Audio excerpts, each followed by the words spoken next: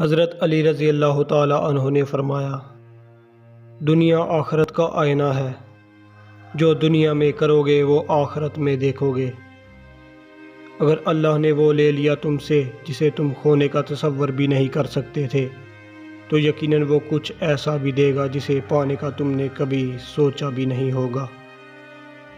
کسی انسان کو کھو کر اگر تم نے رب کو پا لیا ہے تو یقین کرو تم مکمل فائدے میں ہو۔ اگر نماز پڑھنے والے کو علم ہو جائے کہ کیسی رحمتوں نے اسے گھیر رکھا ہے تو وہ کبھی سجدے سے سر نہ اٹھائے۔ جب رب راضی ہونے لگتا ہے تو بندے کو اپنے عیبوں کا پتہ لگنا شروع ہو جاتا ہے، اور یہی اس کی پہلی رحمت کی نشانی ہے۔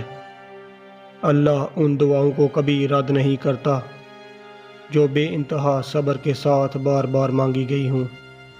اللہ صرف تمہارے راستوں کو موڑتا ہے، تمہاری دعاؤں کو نہیں۔ وہ تمہیں اپنے طریقے سے تمہاری من پسند منزل تک لاتا ہے۔ نماز عادت بن جائے تو کامیابی مقدر بن جاتی ہے۔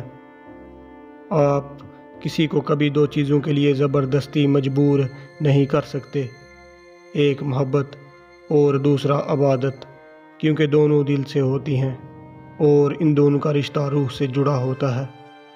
بہترین رشتہ وہ ہے جو آپ کے عیب جان کر بھی آپ سے تعلق ختم نہ کرے، اور بے شک یہ رشتہ آپ کا اللہ کے علاوہ کسی سے نہیں۔